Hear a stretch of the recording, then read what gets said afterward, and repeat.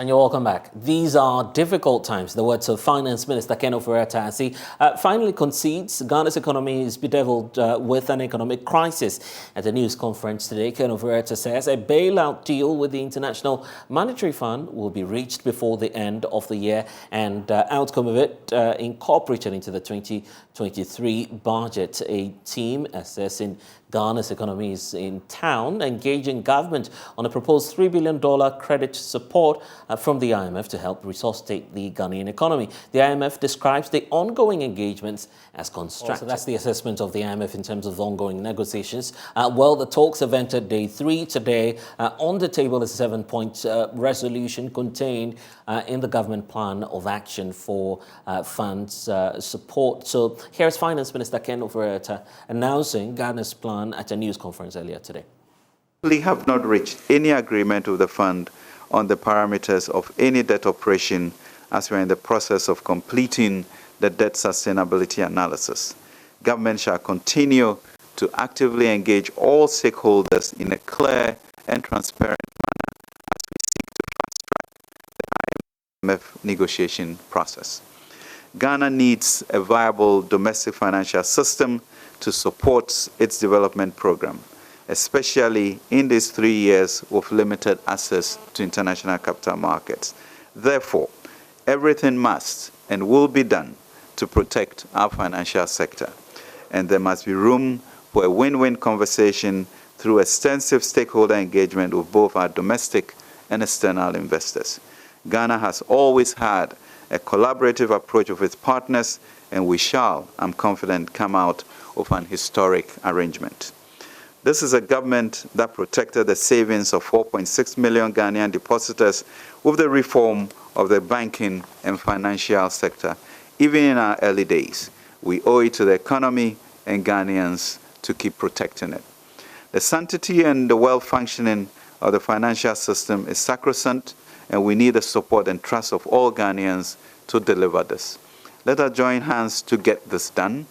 The Great Celtic Miracle in Ireland in the 80s was a result of such collaboration, especially with Labour, and we shall also be blessed with the Ghana Miracle. The analysis for the debt DSA, debt sustainability analysis, is rigorously going on, and that would inform us by the end of these 10 days as to what we are going to specifically do in various areas: fiscal adjustment, structural reforms, debt operations, etc.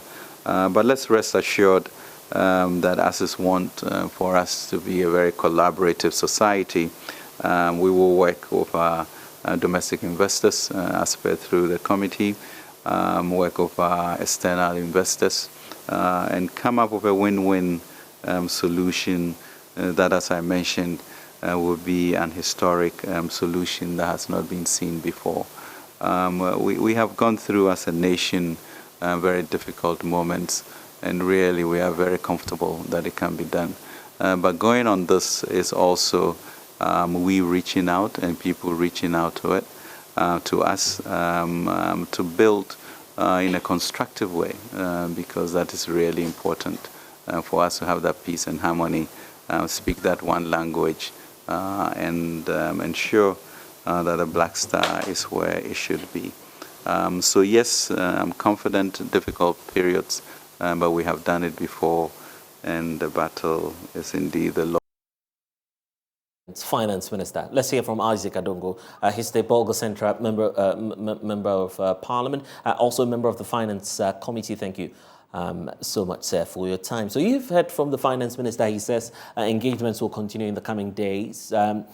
Have you been engaged as a committee, the Finance Committee, knowing that the IMF team is in town and that government would have to speed up or expedite work on the letter of intent and other requirements that may be necessary in the coming days? I'm not aware of any engagements. At least I've not been invited to any such engagement, so I cannot speak to an engagement with the Finance Committee. Listening to the Finance Minister, quite clearly is that it's been very difficult to hide the reality of our economy. You cannot be saying that your debt sustainability analysis is still ongoing but you repeatedly talk about a win-win conversation with investors and both domestic and external investors, and particularly the try to allay the fears with the banking sector. That should tell you that the analysis of our debt sustainability situation is quite clear to the minister. And it is quite clear to everybody that we are in an unsustainable situation.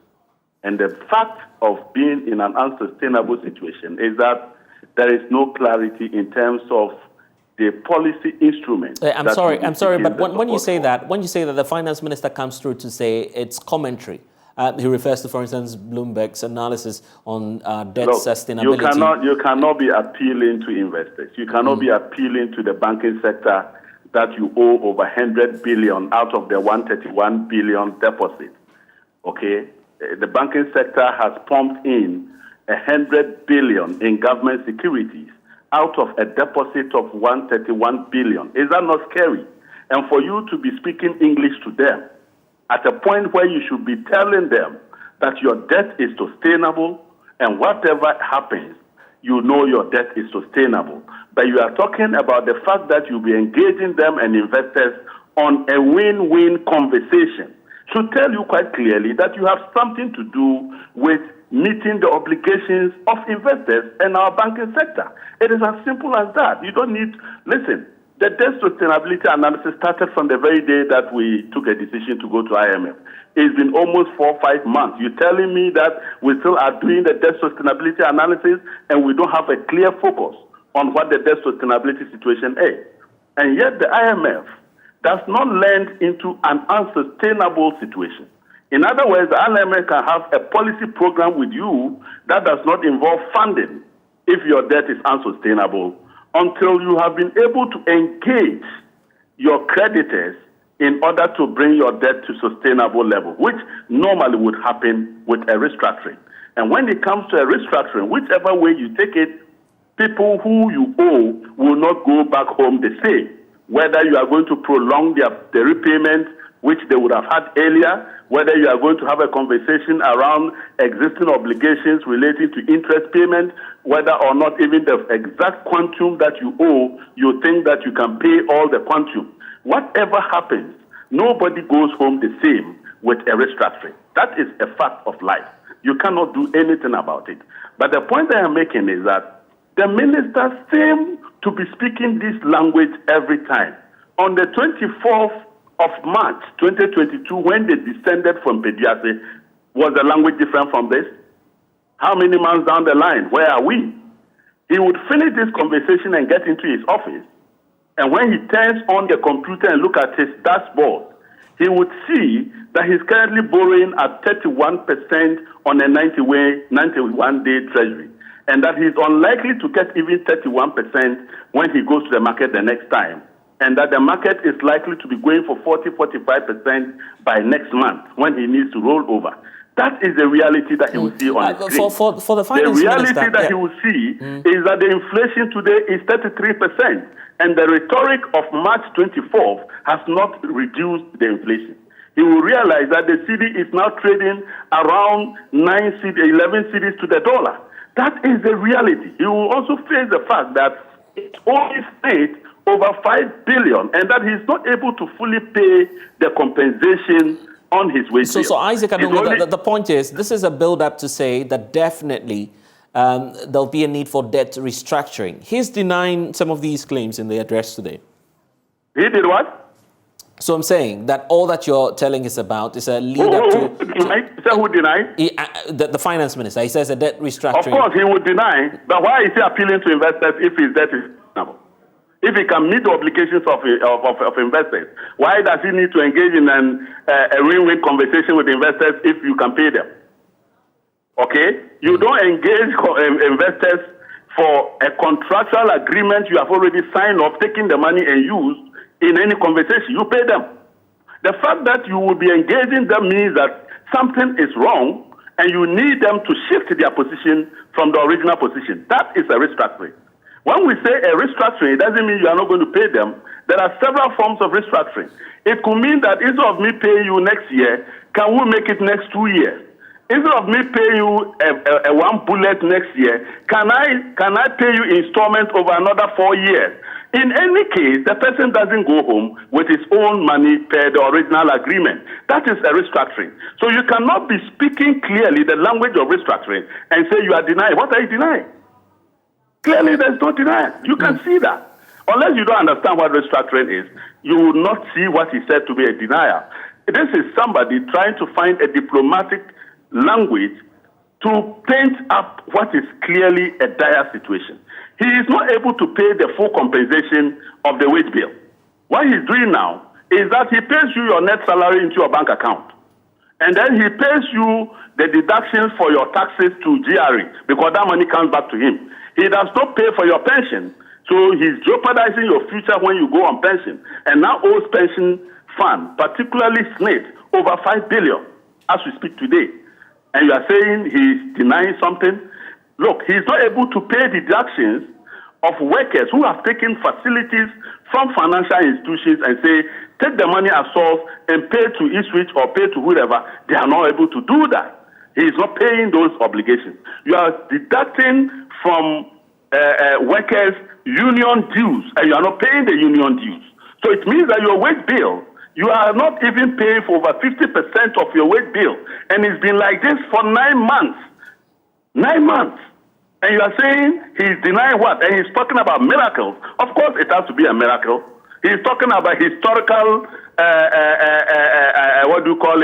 program. Of course it has to be historical because we have not been here before. We've not been to a situation where we are in the ditch that we are. So anything that has to be done has to be historic. That is what it is. The reality of the fact is that you are collapsing our banking sector. The banking sector that you claim you reform is now, the financial sector now stands on only a banking sector, out of which the banking sector is doing business with basically only government. If the banking sector takes deposits of 131 billion, and you government alone, you are the only one that can come and borrow 100 billion of that. Do you call that the banking sector? That banking sector is equivalent to a brokerage center. Basically, financing government needs and not the needs of the entire economy. Okay. And that is where we are now. These are realities. Right. You can look at the recently released summary economic and financial data, and you can see what I'm telling you. So you don't need the Minister of Finance who is trying to quell fear and panic, who doesn't want people to act rationally, to continue to deceive them, only for them to lose their money. That is what he's doing. In fact, there are more reactions greeting this. Honorable Isaac Adongo, I'd like to urge you to just hold on for us briefly because